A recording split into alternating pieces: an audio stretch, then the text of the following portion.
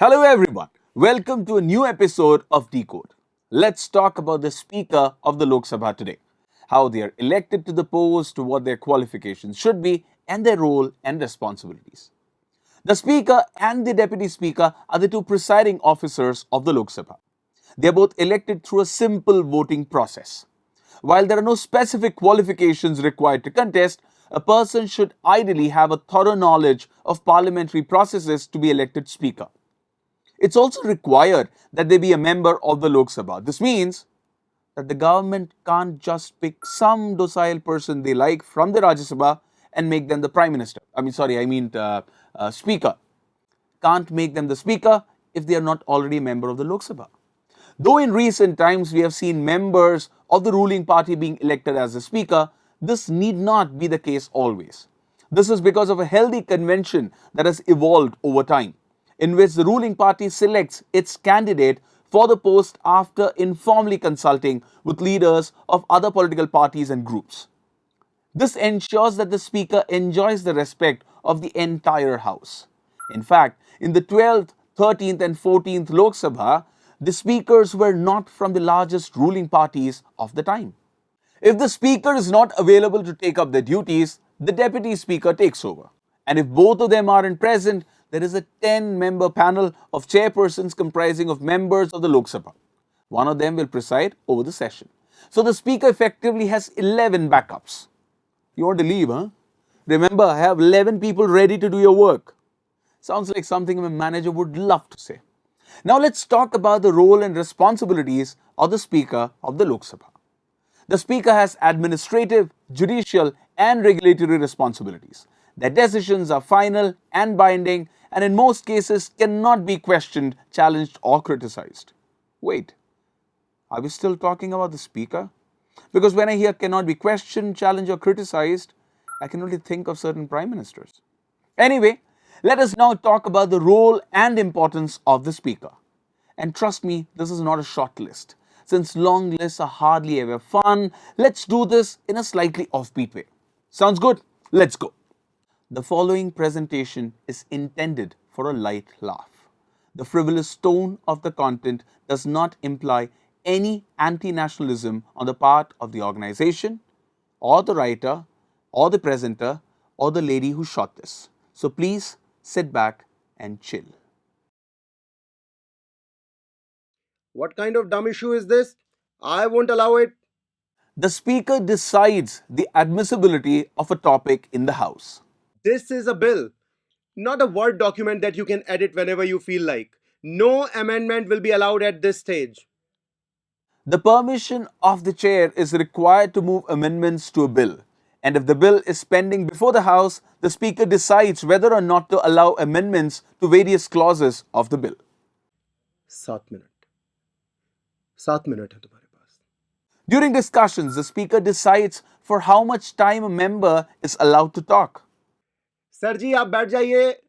नहीं नहीं ये रिकॉर्ड में नहीं जाएगा. Sir, please you sit down, sir. Please sit down. This will not go on record. No, this will not go. The Speaker can ask a member to end their speech and can decree that what they have said will not go on record. आप कुछ दिनों की छुट्टी क्यों नहीं ले लेते? The Speaker can direct a member to withdraw from the House for a certain period of time. Unparliamentary language in a House of Parliament? ऐसी मनमानी नहीं चलेगी. The Speaker may ask a member who flouts their orders to withdraw from the House.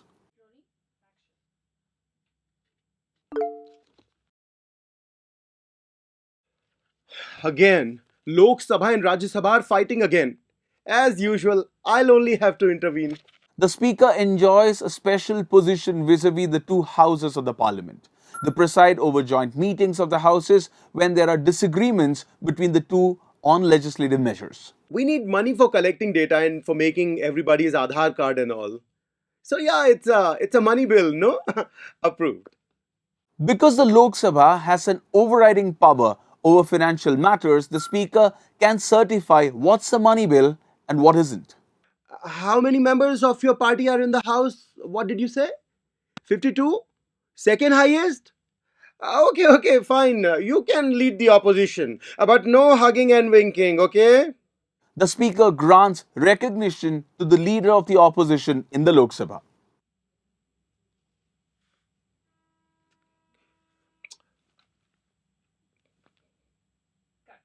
As per the 52nd constitutional amendment, the Speaker may disqualify a member of the House on the grounds of defection. अरे, but I still haven't voted in the house. भैया मेरा number कब आएगा? And finally, though a member of the House, the Speaker does not vote in the House, except in case of a tie. But such a case has not happened until now. Those are the main responsibilities of the Speaker. Now let us turn our gaze to the Speaker's role vis-a-vis parliamentary committees. When it comes to parliamentary committees in the Lok Sabha, they all function under the overall direction of the Speaker. All such committees are set up by the Speaker or by the House, and the chairpersons of all these committees are nominated by them. The Speaker serves as the chairperson of the Business Advisory Committee, the General Purpose Committee, and the Rules Committee. Speaking of rules, discipline in the House is the responsibility of the Speaker, and for this, they are endowed with wide-ranging disciplinary powers. As part of this, the Speaker strives to let all the members of the House express their views while also maintaining the dignity of the House. Dignity? I was still talking about the Indian Parliament. Clearly, I'm full of doubts today. Yes, the state of being in doubt. We all have had a fair share of dilemmas, but the title of ultimate doubting Thomas goes, without questioning, to former Haryana MLA Dayalal. He changed his party 3 times in a span of 15 days. This incident spawned the term Ayaram, Gayaram, that is applied today to anyone in Indian politics who decides to jump ships. Thanks to this gentleman, the Speaker has been vested with another important responsibility. The 10th schedule was inserted in the Constitution in 1985 as a result of this event, which states that the presiding officer of the Lok Sabha may disqualify a member of the House for such defections, provided the leader of their original party moves a petition against the defector.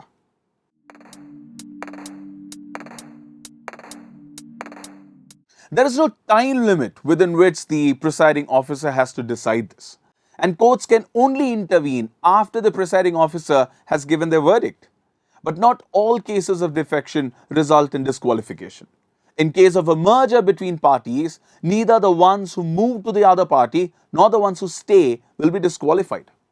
However, parties may only merge with one another if at least 2/3 of its members in the House agree to the merger.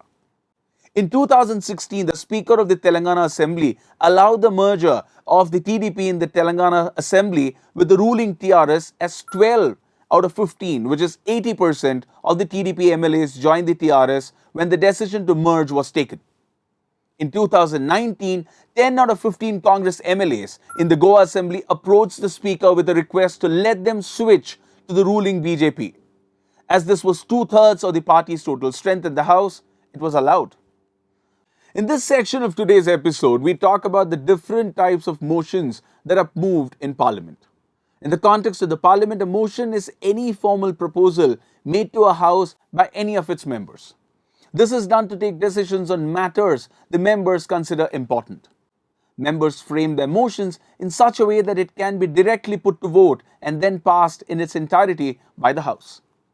The first kind of motion is the adjournment motion. This is to adjourn the proceedings of the House to discuss an urgent matter at hand. But keep in mind that the Speaker's consent is necessary for this. Once the assent, the normal business of the House is kept aside and the issue that needs to be discussed is taken up. A lot like your lunchbox when somebody announces treat. The second kind of motion is a confidence or no confidence motion. According to the document that lays out the rules of conduct for the Lok Sabha, when a confidence motion is moved by the House, it means that the House expresses its confidence in the Council of Ministers. And with a no confidence motion, it is that the House expresses its want of confidence in the Council of Ministers. But can you or I move this kind of motion? Sadly, no. It is left to a member of the House to move such a confidence motion. The member must submit a written proposal for such a motion to the Secretary General of the House. After the Speaker approves it, they will ask the House how many of them back such a motion. If at least 50 members rise from their seats, the motion is moved. A simple majority vote with the member present in the House decides whether the government is going to stay or bid goodbye. The no confidence motion has been a cause of controversy in our country for years now. In 1963, Acharya J.B. Kriplani moved the first no confidence motion against the government headed by Prime Minister Jawaharlal Nehru.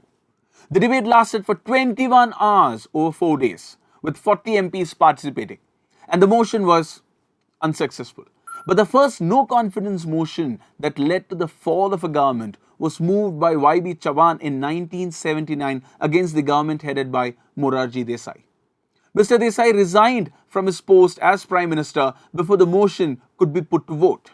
Perhaps the most scandalous one so far was when a no confidence motion was moved against the P.V. Narasimha Rao government in the year 1993 and was lost because MPs from the Jharkhand Mukti Morcha were taken to court for having accepted bribes to defeat the motion.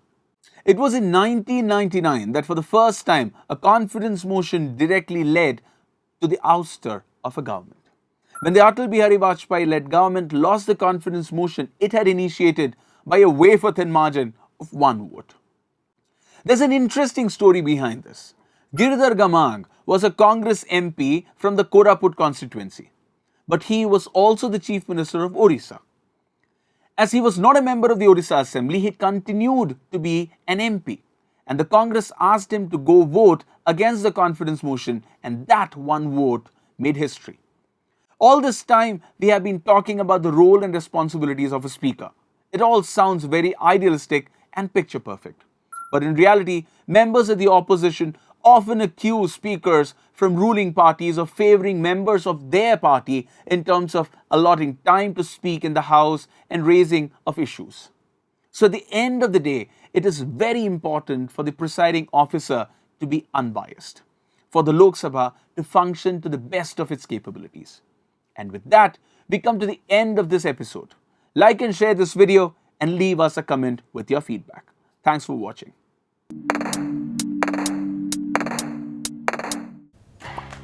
Subscribe to Factly and hit the bell icon for updates.